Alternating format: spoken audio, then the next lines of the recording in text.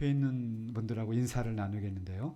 오늘은 우리 바로 옆에 있는 분 말고 옆에 있는 분, 조금 먼 이웃과 함께 주님이 함께 계십니다. 인사하겠습니다. 네, 우리 이웃의 범위가 넓어졌습니다. 네. 저는 그 유학 시절에 저희 집 뒷마당에 사과나무가 하나 있었습니다. 결혼 5년 만에 하나님이 자녀를 주셨는데 너무 감사해서 출생 기념 식수를 했습니다. 그래서 그 알디라는 데 가서 이제 사과나무 묘목이 있더라고요. 그걸 사다가 우리 딸아이가 봄에 태어났는데요. 그 출산 기념으로 심었습니다.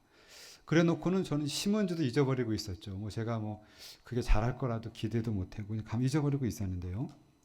여름이 지나고 무더운 여름이 지나고 가을이 되니까 실제로 사과가 열리는 것이었습니다.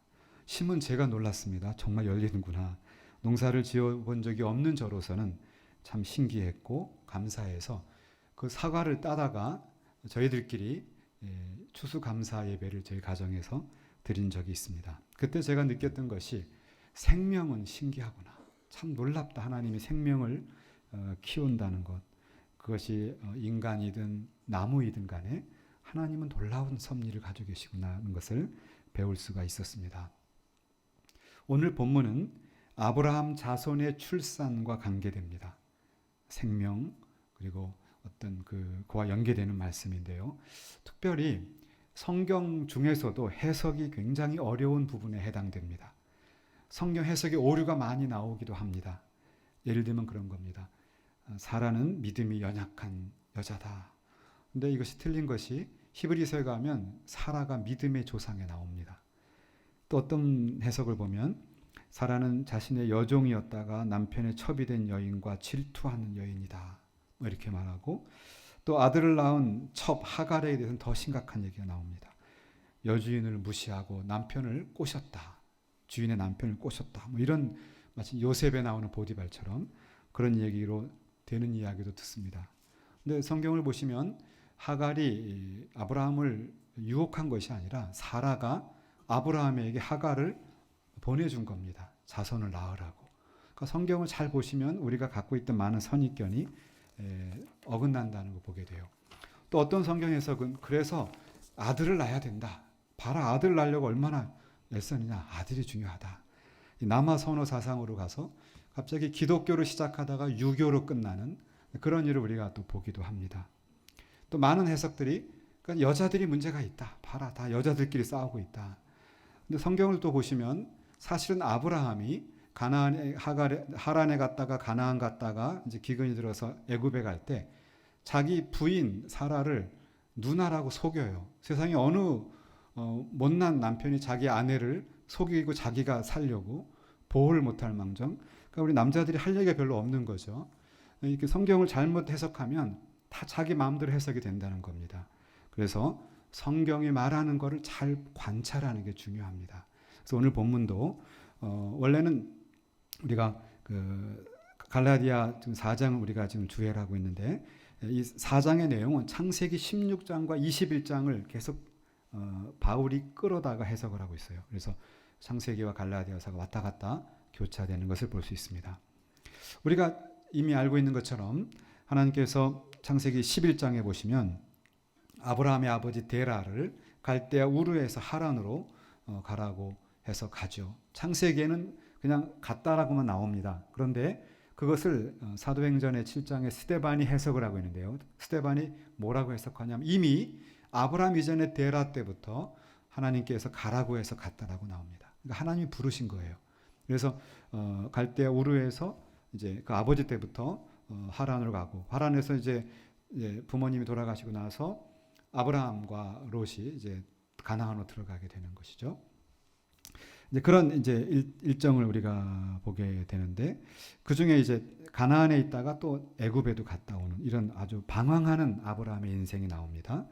그리고는 창세기 15장에 가면 4절에서 아브라함 자신의 몸속에서 난 자가 진정한 상속자가 될 것이다. 하늘의 별과 같이 축복해 줄 것이다. 라는 이제 축복이 나와요. 그러니까 아브라함의 몸에서 난.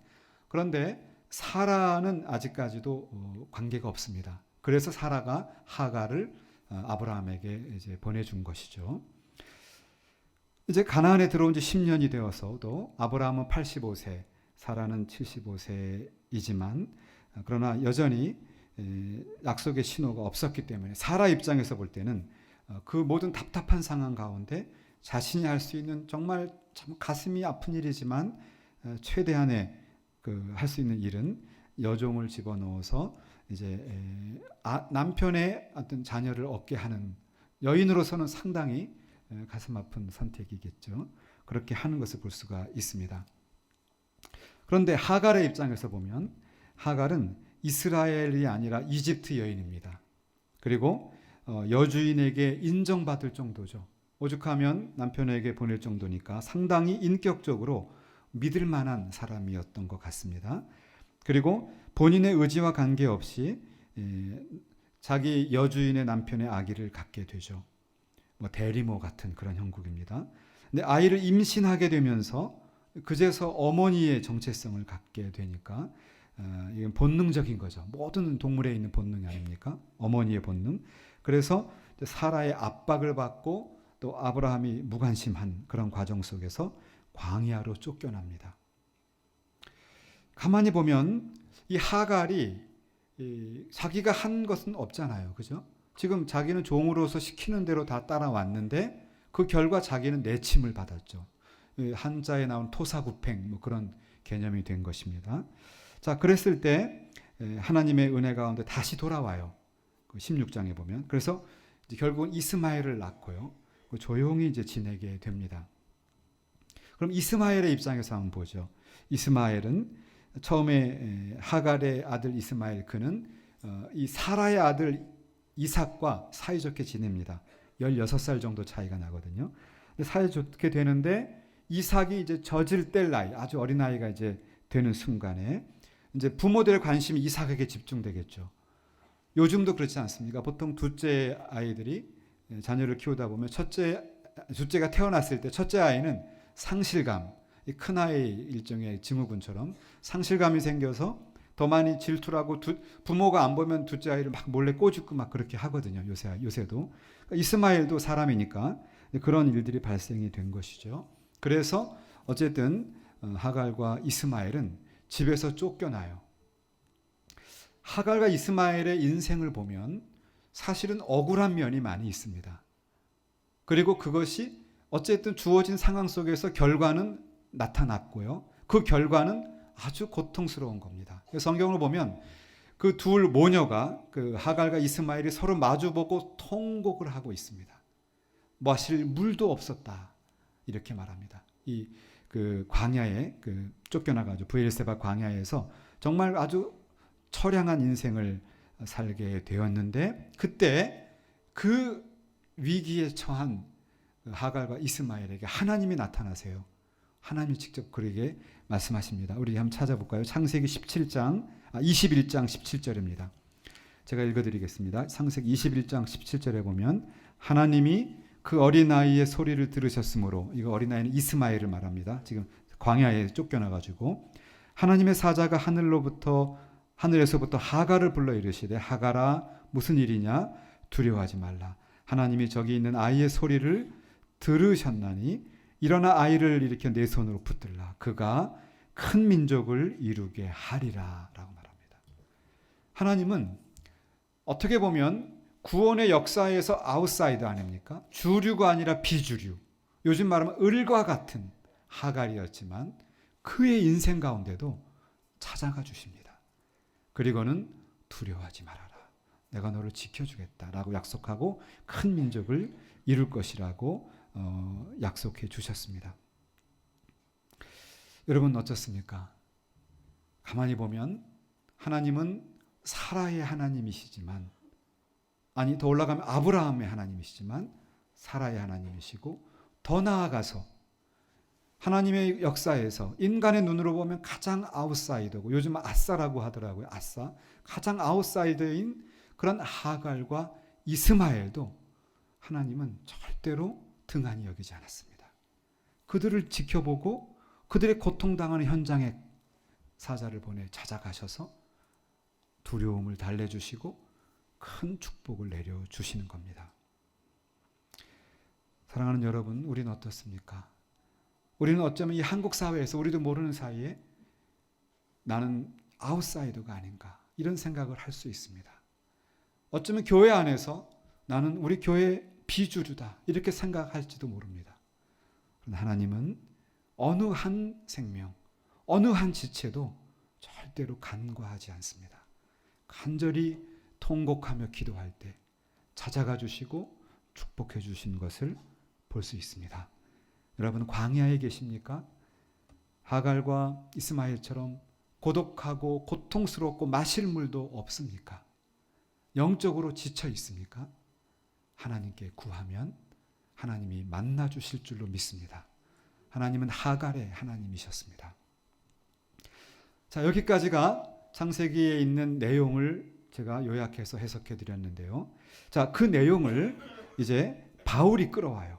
바울이 갈라디아서 4장에서 그 얘기를 그대로 우리 아까 읽었죠. 그대로 가져와서 그걸 이제 해석을 하는데 4장 24절에 보면 비유적으로 설명하고 있습니다. 이 비유적이란 말에 따옴표를 할 수가 있는데 그건 무슨 뜻이냐 하면 원어를 헬라어로 보면 알레고리칼이란 말이에요. 성경 해석의 ABC는 성경은 알레고리를 해석하면 위험하다는 겁니다. 그게 성경 해석의 가장 기본적인 ABC예요. 그런데 바울 스스로가 구약의 사라와 하갈과 그리고 이삭과 이스마엘의 이야기를 가지고 와서 알레고리로 해석을 합니다. 이게 가능한 것은 바울이 기록한 갈라디아서가 성경이기 때문에 그렇습니다.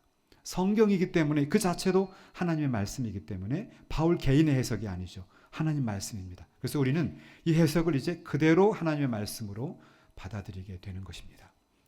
그 안에는 두 개의 언약이 등장합니다. 두 여자가 나오고 두 개의 언약이 등장하는 것이죠. 이 언약이란 단어도 명사형으로 이제 여성 명사인데 여기에 나오는 이 아브라함의 집이 바로 교회를 말합니다. 에클레시아. 그러니까 아브라함의 사라와 하갈, 이 아브라함의 그 자녀들을 낳았던 그 어머니가 중요한데 그것을 교회로 해석합니다. 에클레시아. 그리고 그 언약을 그들을 언약이라고 표현할 때도 역시 여성 명사죠.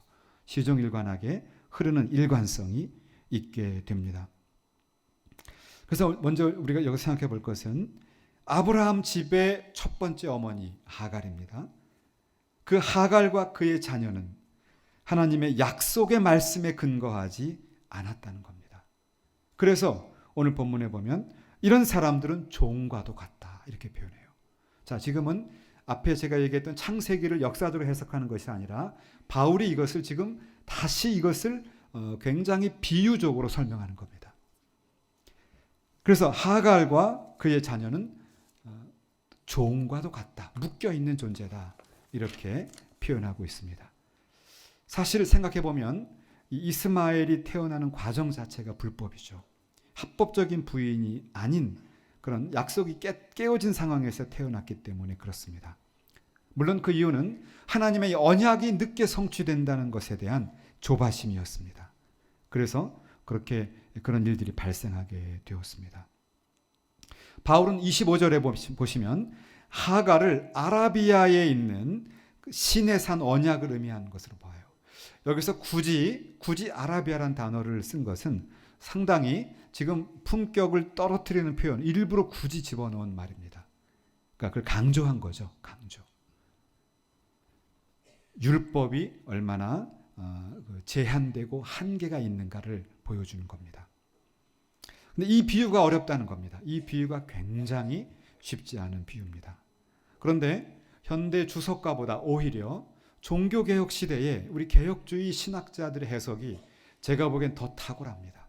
왜냐하면 성경을 하나님의 말씀으로 믿고 해석하기 때문에 더 깊어요. 현대 해석보다 훨씬 더 뛰어납니다. 종교개혁 가운데 칼빈이 이것을 아주 깊이 해석을 해주었습니다. 뭐라고 해석하냐면 율법은 제자들로 하여금 종이 되게 했는데 그 종이 되게 한 그 종됨은 영원한 것은 아니라는 거예요. 즉 주인이 원래 본체가 되는 그리스도가 오실 때까지 한시적으로 율법이 이제 종 노릇한다. 이 종이란 말은 옛날 성경에는 몽학 선생, 요즘의 성경은 초등 선생이라고 하죠. 그러니까 종으로서 가르쳐 주는 겁니다. 학문을 가르쳐 주는 그런 역할을 하는 선생이다라고 말합니다. 그래서 구약을 사는 성도들도 사실은 구약의 율법을, 신에 사는 율법을 갖고 있지만 그들은 그 율법이 가르치는 그리스도를 바라볼 수 있었다는 거죠. 그래서 아브라함도 그리스도의 시대를 바라보고 기뻐했다고 예수님이 직접 해석해 준 거 아닙니까? 그게 구약의 율법의 의미예요. 자, 이 내용을 제가 좀 쉽게 설명해 드리면 이런 겁니다. 저기 앞에 전등이 저쪽에 있습니다. 그러면 제가 여러분에게 성도 여러분, 저 전등을 보십시오라고 가르치죠. 그럼 여러분들은 제 손을 봅니까? 전등을 봅니까? 그 중에 10분 중에 2분은 아마 제 손을 보실 수도 있어요. 일반적으로는 전등을 보죠. 그죠? 가르치는 걸 봅니다. 바로 이 얘기입니다. 율법은 오실 그리스도, 율법의 완성으로 오시는 그리스도가 누구신가를 가르치는 손가락이에요. 그런데 한시적인 선생 역할을 하는 거죠. 근데 그리스도가 오시면 이건 이제 그 기능이 끝나는 것인데, 유대인들은 그리스도가 오셨음에도 이 율법을 바라보고 여기에 집착한단 말이에요. 이게 율법주의라는 겁니다. 그런데 오늘날도 우리 그리스도인들 가운데 율법주의가 있어요. 그래서 율법이 물론 그리스도를 가르치는 면에서는 귀하고 그렇지만 자신들이 만들어 놓은 어떠한 그런 규례와 그런 전통에 자신을 얽매이는 겁니다. 그러니까 그리스도인으로서 자유함이 없어요. 행복함은 없고 의무감만 있는 거죠. 도덕적인 책임을 지고 있고 얼굴이 아주 근엄하고 무거워요. 행복한 그리스도인으로서의 밝은 모습이 안 보이는 것입니다. 바로 이런 경우를 지금 설명하고 있습니다. 그런데 바울은 신의 산과 지상의 예루살렘을 같은 곳이라고 표현합니다. 자, 이게 의미가 큰데 일반적으로 예루살렘은 거룩한 곳, 좋은 곳입니다. 근데 여기서 바울은 이 신의 산을 지상의 예루살렘이라고 말해요. 왜냐하면 바로 지상의 예루살렘에서 하갈과 그 자녀들이 지금 종노릇하기 때문에 그렇습니다. 바울 시대의 지상의 예루살렘에 있는 종교적 전통으로 똘똘 뭉친 사람들이 바로 유대인들이죠. 얼마나 전통이 강력하냐 하면 예수님을 증거하는 스데반 같은 사람을 죽여버릴 정도죠. 전통이 얼마나 무서우면 사람을 제거할 정도입니다. 그러니까 그들은 지금 종노릇하고 있는 겁니다. 메시아로 예수께서 오셨는데도 그를 거절하는 거죠. 그래서 지상의 예루살렘은 진짜 예루살렘이 아닌 겁니다. 하나님 나라의 열매를 맺을 수가 없어요. 그래서 아주 놀랍게도 4장 27절에 가보시면 그러한 지상의 예루살렘을 말할 때 이사야서의 말씀을 바울은 끌어와요. 뭐라고 말하냐 하면 잉태하지 못하는 자, 산고를 알지 못하는 자, 산고가 없는 자. 그러니까 지상의 예루살렘 그 공동체는 실질적으로 자녀를 생산하지 못합니다. 영적인 열매가 없는 것이죠. 영적인 재생산이 없는 그런 완전히 형식과 율례와 그런 제도에 똘똘 갇혀 있어서 점점 말라서 줄어들고 사라져가는 그런 종교 집단을 의미하는 겁니다. 우리나라의 문체부에서요, 문화체육관광부죠. 지난 2018년 12월 8일에 2018년 한국 종교 현황을 발표했습니다. 제가 그 자료를 찾아봤는데 그 자료를 보니까 한국의 개신교 교단이 몇 개가 있을 것 같습니까? 한 100개쯤 될까요? 한국의 개신교가 374개 교단이 있습니다. 그러니까 교회가 아니라 교단으로, 우리 같으면 합동교단 아닙니까? 이런 교단이 374개가 돼요. 엄청나죠? 그런데 조금 위로가 되는 것은 불교는 482개. 불교는 더 많아요. 저는 불교가 조계종 이런 거 하나 있는 줄 알았더니 482개 교단입니다. 교단. 종단이 획일화되어 있는 천주교, 원불교, 유교, 천도교 이런 데는 물론 거기는 이제 다 중앙 집권화되어 있기 때문에 한 개 종단이 있었습니다. 그런데 이 문체부가 2018년 전에 2011년에도 조사를 했는데요.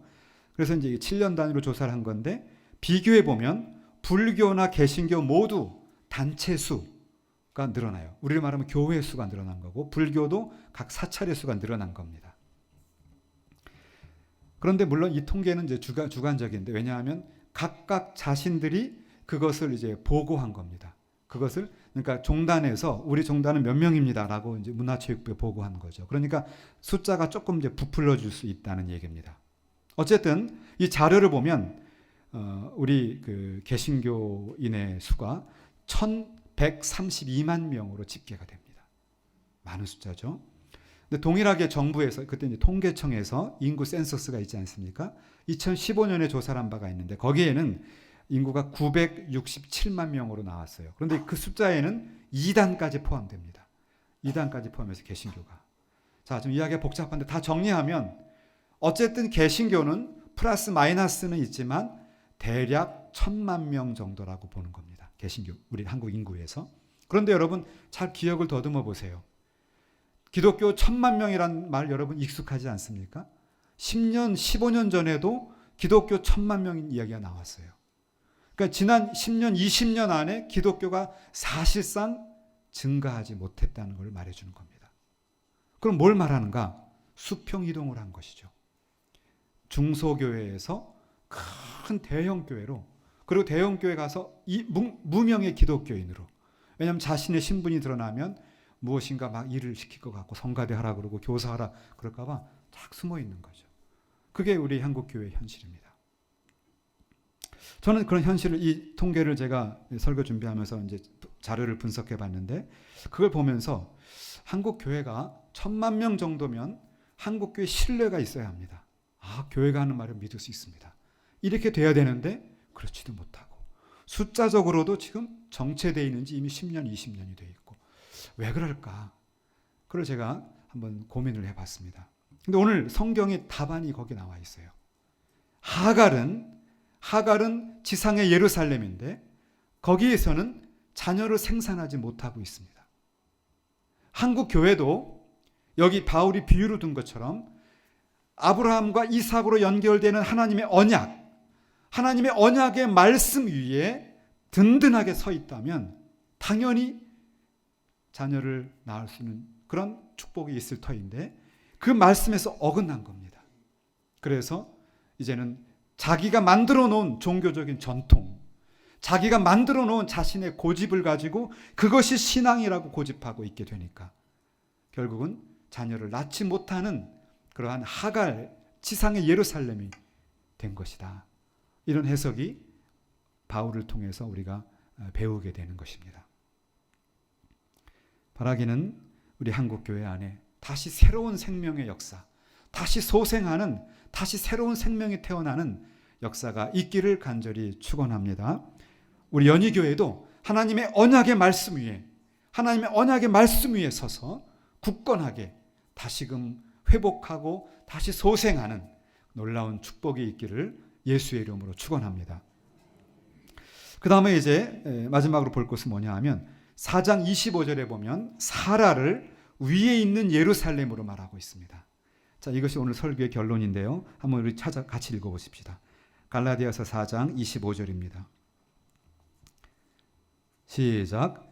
이 하갈은 아라비아 있는 미안합니다. 그게 한 26절입니다. 4장 26절입니다. 자, 시작. 오직 위에 있는 예루살렘은 자유자니 곧 우리 어머니라. 아멘. 자, 이것이 오늘 설교의 제목입니다. 곧 우리 어머니라. 그런데 곧 우리 어머니가 누구냐 하면 오직 위에 있는 예루살렘이에요. 그러니까 지금 지상에 있는 예루살렘이 있었지만 그건 하갈이고요. 천상에 있는 예루살렘이 있는데 곧 우리의 어머니입니다. 그런데 그것은 자유자라고 말하고 있어요. 이 관계가 무슨 말이냐 하면 이 천상에 있는 예루살렘은 정말 귀한 자유자, 우리로 하여금 죄와 사망과 고통과 모든 우리를 얽어매는 그 쇠사슬에서 우리를 자유케 하는, 우리를 진정으로 자유케 하는 그런 자유자로 태어나게 하는 어머니가 된다는 것이죠. 그 어머니가 바로 교회라는 것입니다. 그러니까 천상의 예루살렘은 사라인데 사라가 천상의 예루살렘을 상징하는데 그것이 바로 우리가 속해 있는 교회 에클레시아입니다. 여기에서 하갈이 아니라 바로 여기에서 하나님 나라의 새로운 백성이 태어나요. 교회가 부흥하고 성장하고 다시 살아나는 역사가 이 하늘의 예루살렘에서 가능하다는 것이죠. 그것은 바로 언약을 따른 자손, 아브라함과 사라의 자손인 이삭, 언약의 말씀에 근거한 그런 공동체가 되는 것입니다. 여기서 중요한 것은 4장 26절에서 어머니 앞에 수식어가 붙어 있는데 위에 있는 이란 단어예요. 위에 있는 예루살렘, 땅에 있는 것이 아니라, 여러분 교회는 이 땅에 있죠. 우리 연희교회, 또 무슨 서울교회, 부산교회, 광주교회 다 땅에 있습니다. 땅에서 열심히 사역을 해요. 그런데 바울은 이 교회의 본체는 천상에 있는 예루살렘이라는 겁니다. 그럼 무슨 말이냐? 지상에 있는 교회는, 지상의 교회에 속한 우리들은 천상의 예루살렘을 향해서 순례하는 나그네와 같다는 겁니다. 여러분, 우리는 나그네입니다. 나그네가 뭔 줄 아시나요? 여러분이 어디 여행하다가 호텔에서 하룻밤을 머물었습니다. 나그네로서. 호텔에 들어가 보니까 호텔 침대가 너무 멋있어요. 집에 있는 것보다 더 좋아요. 와, 이거 가져가야지. 그걸 가지고 나올 수가 없죠. 그냥 거기 있는 것뿐입니다. 호텔에 머무르시는 동안에 거기서 잘 편하게 쉬고 몸을 회복한 다음에 아침에는 나오는 겁니다. 그게 우리 인생이에요. 나그네라 함은 우리가 이 땅에서 끝나는 인생이 아니라는 거죠. 영원한 천성을 향해 가는 천국 백성으로 우린 살아갑니다. 그럼 살아가는 동안에 이 땅에 있는 것들을 우리가 활용하는 것일 뿐입니다. 나그네로 우리가 잘 쓰다가 하나님 부르시면 영원한 주님 품으로 가는 것이죠. 그래서 바로 요 갈라디아 4장의 모티브를 가지고 영국의 유명한 작가인 존 버년이 철로 역정을 기술한 겁니다. 철로 역정, 천성을 향해 가는 나그네다. 이것을 가지고 그 훨씬 이전에 약 5세기 정도의 어거스틴은 신국론을 써서 하나님 나라를 향해, 예루살렘을 향해 가는 우리는 그런 하나님 나라의 도성의 시민이다, 신국론을 저술합니다. 많은 기독교 지성인들에게 영감을 주었던 것이 바로 이 천상의 예루살렘입니다. 그런데 이 천상의 예루살렘이 어머니라고 할 때, 자, 생각해 보십시다. 교회가 어머니라는 게 무슨 뜻인가? 교회 안에서 여러분은 말씀을 배웁니다. 설교를 듣고, 또 교회 안에 있는 성도들이 말씀을 나누고, 또 구역별로 혹은 각 전도회별로 말씀을 나눕니다. 말씀을 통해서 새로운 생명을 공급받습니다. 그래서 어린아이와 같은 신앙이 점차 자라나죠. 이 교회에서 태어난 자녀들은 교회에서 유아 세례를 받고 입교를 하고, 그리고는 이 교회에서 장년으로 성장해 갑니다. 그 모든 과정을 교회는 어머니처럼 돌보아 준다는 겁니다. 그 과정에 지치고 상하고 넘어지고 괴로운 고통 가운데 있게 될 때도 교회는 여전히 어머니처럼 그 품으로 그 지치고 상한 자녀를 끌어안고 하나님의 말씀과 성령의 능력으로 그를 다시 회복시켜 주는 것이 어머니 역할입니다. 어머니 역할 중에는 보호 역할이 있습니다. 요즘 이단이 한국에 아주 엄청나게 무섭게 한국을 공격하고 있죠. 심지어 저는 이제 학교에 있다 보니까 제 학교 총신대 홈페이지에 제 이메일 주소가 열려 있으니까요. 제 이메일 주소로 일주일에도 뭐 10몇 통 이상씩이 메일이 와요. 교수님 안녕하십니까? 참된 신앙을 아십니까? 이러고 저한테 메일이 오네요. 총신대 교수한테도 지금 선교를 하고 있습니다. 교회에도 이단들은 교회를 선교 대상으로 보고 있어요. 그러면 어떻게 하느냐? 교회가 이단과 잘못된 가르침에 빠지지 않도록 어머니처럼 이리가 와서 양을 물어가지 않도록 지키고 보호하는 것이 교회가 하는 역할이죠. 그래서 교회는 어머니 역할을 합니다. 태어나게 하고 양육하고 젖을 주어서 키우고 음식을 주고, 그리고 여러 가지 어려운 가운데 보호하고 적으로부터 지키는, 여러분 어머니의 보호 본능이 얼마나 강한지 아시죠? 바로 그렇게 교회가 성도들을 지켜나가는 것입니다. 이것이 교회의 영적인 어머니 역할이에요. 바로 오늘 본문 곧 어머니라. 위에 있는 예루살렘은 곧 어머니다. 그 말입니다. 그래서 이것 때문에 초대교회 키프리안이라는 교부가 말하기를 이런 말을 합니다. 누구든지 교회를 어머니라고 부르지 않으면 하나님을 아버지로 부를 수 없다. 굉장히 강한 그런 말입니다. 누구든지 교회를 어머니로 부르지 않으면 하나님을 아버지로 부를 수 없다는 겁니다. 그 내용이 어거스틴으로 칼빈으로 이어지면서 오늘날 모든 교회의 신학이 그 위에 서 있게 됩니다. 교회는 믿는 자들의 어머니이고 그래서 영광스럽고 아름다운 존귀한 이름인 것입니다. 이제 말씀을 정리하겠습니다. 제가 대학교 4학년 때 한반도의 그 맨 남쪽 남해로 농촌 봉사를 간 적이 있습니다. 그때 저희들은 이제 교회가 없거나 교회가 있더라도 주일학교 교사가 없는 곳이 많아요. 그 당시만 해도 지금은 더욱 심하겠죠. 저희가 가서 여름 성경학교를 저희가 해주었습니다. 그리고 이제 동네 어르신들의 일, 깻잎 따는 비닐하우스 일이라든지 도로를 정리하는 일들을 저희가 도와드렸습니다. 그리고 저희가 초청장을 보내서 맨 마지막 날은 우리가 교회에서 축제가 있다 이렇게 초청을 했어요. 그러니까 이제 시골 동네 어르신들이 이제 심심하고 하시니까 밤에 다 모여들었습니다. 꽉 찼어요. 그때 저희는 라디오 극을 하나 준비했습니다. 그 극의 내용이 큰 감동을 서로 주고 받게 되었습니다. 윤희라는 학생이 있었습니다. 어느 주일날 교회 선생님이 이야기합니다. 내가 윤희야 내가 교회 새로 왔으니 내가 너희 신방을 좀 가야 되겠다. 윤희는 절대 안 된다고 거부를 했습니다. 이유가 있었습니다. 왜냐하면 윤희의 엄마는 얼굴에 화상을 입으셨어요. 얼굴이 화상 입은 그런 모습을 갖고 있었기 때문에 한참 사춘기의 윤희는 부끄러웠던 겁니다. 선생님은 그래도 내가 교회에 오고 했으니까 꼭 한번 신방을 가고 싶다. 그랬더니 윤희가 그러면 조금만 천천히 오시라고 막 먼저 집으로 달려갑니다. 그리고 문을 콱 열고 엄마에게 말합니다. 아니 엄마 왜 엄마는 우리 친구들 엄마처럼 얼굴이 그렇게 예쁘고 멋있지 못하고 이게 뭐냐고 막 불평을 쏟아놓습니다. 그래서 선생님 오신다니 나 창피해서 어떡하냐고 얼른 다락에 숨으라고 엄마를 다락에 숨으라고 했습니다. 엄마는 얼떨결에 엉금엉금 다락으로 기어 올라가셨습니다. 곧이어 선생님이 오셨습니다. 윤희는 엄마 그 선생님에게 아주 천연덕스럽게 말합니다. 엄마가 마침 안 계시네요. 다음에 오시든지 안 오시면 더 좋겠어요. 선생님을 돌려보냅니다.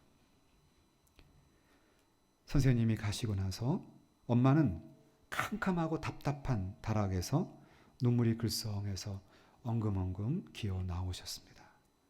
미안하다고 하면서 이제는 윤희가 컸으니 이야기를 해줄 것이 하나 있다. 이렇게 말을 했습니다. 윤희가 어릴 때 있었던 일이랍니다. 가정이 아주 어려웠습니다. 그래서 윤희 엄마도 새벽부터 밤중까지 밖에 일을 해야만 집안이 움직여질 수 있는 상황이었습니다. 그날도 여느 날처럼 일을 다 마치고 밤중에 피곤한 몸을 이끌고 집으로 오는데 갑자기 저 멀리 집에서 이제 집이 있는 근처에서 불이 나는 것을 보게 됐어요. 화재가 난 거죠. 불길이 점점 크게 타올랐습니다. 그런데 아내는 지금 윤희가 잠자고 있는 것이었습니다. 주위 사람들은 말렸습니다. 지금 들어가면 윤희 어머니도 목숨을 구할 수 없을 거다. 엄마라도 살아야 된다라고 말렸어요. 그것을 뿌리치고 엄마는 불 속으로 뛰어들어갑니다. 그리고 다행히 윤희를 끌어안고 나와서 윤희는 상처 하나 없이 구할 수 있었지만 어머니는 그 화재 속에 중화상을 입고 간신히 목숨은 건졌지만 얼굴에 흉터가 남아서 지금 이렇게 되어 있다는 이야기였습니다. 이 이야기를 들은 윤희는 엄마를 부둥켜 안고 용서를 구했습니다. 이제는 화상을 입은 그 엄마를 부끄러워할 것이 아니라 자랑스럽게 생각하겠다고 이야기를 했다고 합니다. 이 이야기를 동네 어르신과 나누었을 때 우리 모두는 서로에게 큰 감동을 받을 수가 있었습니다. 사랑하는 성도 여러분, 아브라함 집에 언약의 자손을 낳은 사라가 있습니다. 그 어머니는 죄로부터 자유로운 자녀를 낳았는데 하늘에 있는 예루살렘을 의미합니다. 교회를 말합니다. 이 어머니 되는 교회를 통해서 우리는 예수 그리스도의 복음을 알게 되었고 말씀과 더불어 역사하시는 성령을 통해서 이 교회 안에서 우리의 믿음이 자라나게 되었습니다. 저절로 된 것이 아닙니다. 이 교회를 섬기는 수많은 분들의 손길에 의해서 우리의 믿음이, 한국 교회 130년의 믿음이, 우리 선배, 그 고난을 무릅썼던 선배분들의 헌신을 통해서 한국 교회가 믿음을 유산으로 받은 것을 절대로 잊어서는 안 됩니다. 지금까지 한국 교회 역사 가운데 영광스러운 면이 있습니다. 그러나 그 뒤안길에는 부족한 부분도 있는 것을 우리는 정직하게 고백합니다. 아마 우리 연희교회도 마찬가지라고 생각이 됩니다. 그러나 우리가 잊지 말 것은 우리를 영적으로 낳아주고 우리를 길러준 어머니 되는 것이 바로 교회입니다.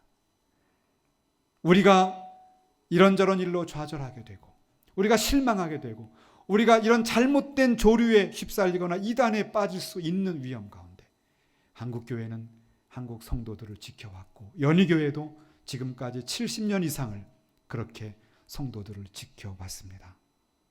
이 영적인 어머니 안에서 성령의 도우심으로 우리는 약속의 자녀로 언약의 자손으로 성장해 갈 수 있었습니다.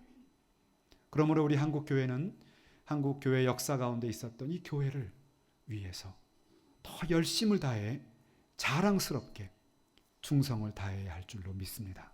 이 교회를 통해서 우리의 믿음이 자랐기 때문에 이 교회를 통해서 우리의 믿음을 우리 다음 세대에 전달해 주어야 할 것입니다.